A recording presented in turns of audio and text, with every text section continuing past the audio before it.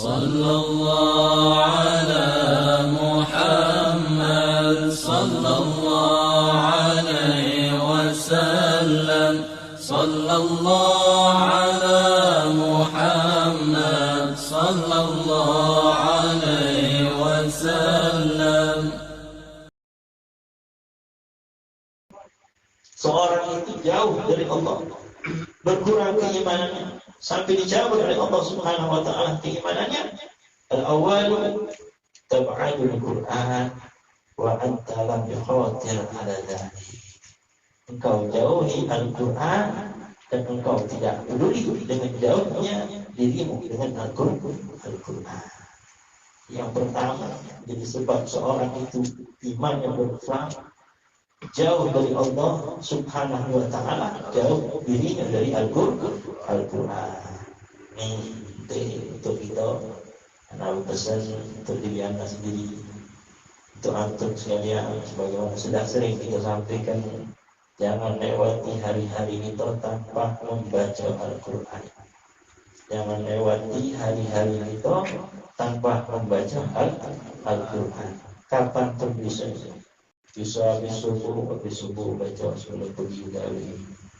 Tak baca pagi gawe, ya kalau ada kesempatan habis salat zuhur istirahat belum makan siang baca Quran. Tak baca itu kadang inilah kadang itu ada alasan lagi sore sebelum masuk waktu maghrib. Tak baca sibuk anak-anak ini anak tayang kita dan lain sebagainya. Habis maghrib. Kadang ketiduran habis maghrib sampai habis gawe dari pagi sampai sore. Pas bangun tengah malam, tambah lagi susah kalau tengah malam berarti alasan lagi. Nah kalau sudah dari pagi, siang, sore, malam berarti alasan lagi untuk dia bisa baca Al-Quran. Tanyakan, aku yang tak galak baca Al-Quran atau Al-Quran yang tak galak dibaca oleh aku? Ya. Kalau Al-Quran, kalau kita yang tak galak baca Al-Quran, berarti masih ada kesempatan untuk kita baca Al-Quran. Tapi kalau sudah Al-Quran tak mau dibaca oleh kita, na'udzubillah, berarti Allah yang tak menghendakkan kita baca Al-Quran. Semakin dekat seorang itu sama Al-Quran, semakin perhatian seorang itu dengan Al-Quran, itulah alamat tanda semakin dekat dia sama Allah.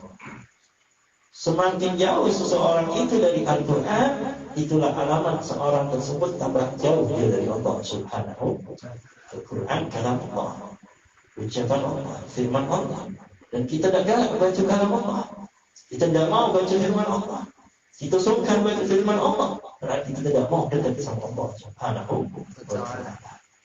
Sampai dikatakan, kadar kedekatan seorang hamba itu kepada Allah bisa lihat kadar dirinya dengan Al-Quran sampai di mana. Semakin jauh dia dari Al-Quran, semakin dekat dia sama syaitan. Kalau sudah dekat sama syaitan, kewajiban Allah dilewatkan, larangan Allah dijauhkan, maksiat terus, halal haram antum dah peduli. Kenapa? Karena sudah dekat dengan syaitan. Na'udzubillah, na'udzubillah. Jangan dengan kami Ustaz disebut-sebutkan belajar belum baca baca usaha dikit demi sedikit. Bukan berarti baca Quran itu sekali duduk harus lepas dari itu mengas. Kalau yang belum bisa baca mengas. Baca kalau dapat cacian baca sebaris satu ayat, jangan setengah ayat tadi. Satu ayat. Ustaz, anda dah tahu ngomongnya belajar dulu. Malu tak kata cerita malu. Tak kata cerita malu. Malu itu dah baca Quran. Malu bukan malu nak belajar. Kata cerita istilah malu di dalam belajar. Malu bertanya sesat dia. Malu belajar sesat di dunia dan akhirat. Iya, kita malu bertanya sesat di dunia, sesat di akhirat. Artinya apa? Tenggelam hidup itu. Tak ganti arah hidup kita kalau kita tak mau belajar. Al-Quran itu Allah, ruh, makanan sehari-hari, salam orang soleh. Auliyaillah, nanti kita lihat foto-foto mereka. Tak mungkin sehari dia udah mahat mereka baca Al-Quran. Bahkan sehari mereka bisa berapa kali menghatamkan Al-Quran. Bukan sehari baca selama Al-Quran. Sehari ada yang sampai 3 kali, 4 kali, 5 kali khatam Quran. 30 juz sehari 3 kali. Dewean, bukan memang. Bukan bagi sejus sewa, satu sebuah penuh. Bukan. Sehari sampai 5 kali pertama itu. Kenapa waktu jamaah? Sudah itulah yang namanya waktu diberkahi oleh Allah Subhanahu wa Ta'ala. Kalau kita mau baca saya harus ngantuk. Bukan waktu diberkahi lagi. Nengok jam terus dicari jam tu biasa bergumul. Putar gitu kalau ni. Kalau solehin Auliyaillah bahkan sampai menghafal Al-Quran itu sampai berpuluh-puluh kali. Wallahu a'lam sama bacanya. Waliullah orang soleh. Bahkan mereka menghafal Al-Quran itu bukan lagi duduk, tapi lagi di dalam sholat. Kedekatan mereka sama Al-Quran itu juga luar biasa. So, kenapa? Dekatnya dia sama Allah Subhanahu wa Ta'ala. Nah, ini terkadang kita sehari itu lihat Quran tidak, megang Quran tidak. Bagaimana kita bisa cinta sama Al-Quran? Bagaimana kita bisa cinta sama Allah Subhanahu wa Ta'ala? Karena alamat kecintaan seorang hamba kepada Allah juga dia baca Quran. Sehingga orang baca Quran terkadang sehari mata tidak awas sama Al-Quran. Kira-kira hari juga Quran tidak mata kita. Jadi Quran dan hari ini mata kita. Kalau tidak terima otomatis kita tidak baca. Jadi anak pesan sama diri anak sendiri, ma'antum sekalian, baca Quran setiap hari. Belum berlaku ikut Al-Quran dalam keadaan buruk, ya Allah berikanlah aku kemudahan untuk baca Quran ya Allah. Ya Allah jangan jauhi hatiku ini dari Al-Quran ya Allah. Walaupun terkadang kita ada keinginan pengen baca, tapi aduh ya alasan ujung-ujung tidak jadi baca. Pengen baca Quran, sudah pegang. Buka hati dulu kan. Oh iya, Al-Quran taruh hati jadi yang dibuka. Jadi kalau sudah baca Quran, paksakan. Itu paksakan. Ada ingin tunjukkan langsung paksakan. Jangan kita undur-undur sampai akhirnya kita tidak jadi baca Al-Quran. Bila perlu taruh di kamar itu taruh Al-Quran. Dan kita ingat terus sama Allah Subhanahu wa Ta'ala. Jangan orang Korea di bilik yang di kamar yang butuh Korea, ya butuh orang-orang kafir. Boleh demen tapi jangan di hati. Ya buat aku itu cinta demen ngefans sama orang yang tidak pernah sujud sama Allah, sama orang yang tidak pernah cinta sama Allah, sama orang yang tidak pernah cinta sama Rasulullah. Kita senang sama dia. Tidak ingat sama hadis Nabi, entah al-bar'u ma'aman ahbab. Kau akan dikumpul sama orang yang cinta sama kafir. Kan kita akhirnya kita kumpul sama kafir batal jatuh. Iya, ini foto BTS. Alhamdulillah, ini zat. Matang sih dibaca.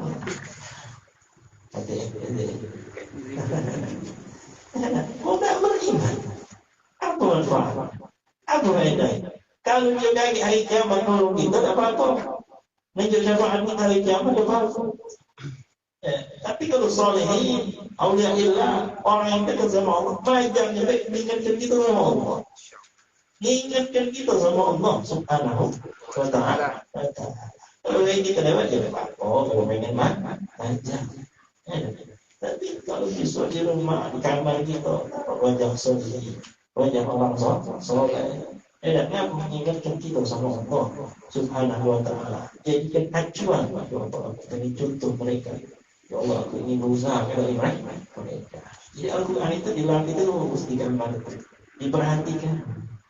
Jangan HP, gitu latih, laptop kita latih.